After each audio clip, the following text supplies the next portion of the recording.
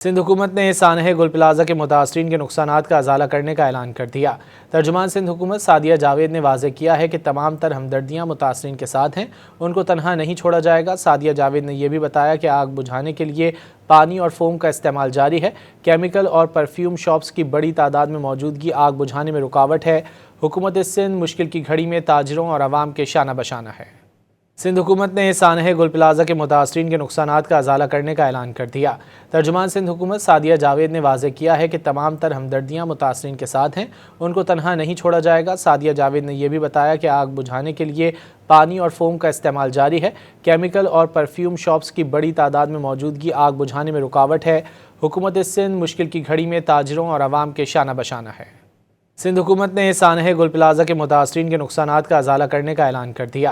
तर्जुमान सिंध हुकूमत सादिया जावेद ने वाज़ेह किया है कि तमाम तर हमदर्दियाँ मुतासरीन के साथ हैं, उनको तनहा नहीं छोड़ा जाएगा। सादिया जावेद ने यह भी बताया कि आग बुझाने के लिए पानी और फोम का इस्तेमाल जारी है। केमिकल और परफ्यूम शॉप्स की बड़ी तादाद में मौजूदगी आग बुझाने में रुकावट है। हुकूमत सिंध मुश्किल की घड़ी में ताजरों और आवाम के शाना बशाना है।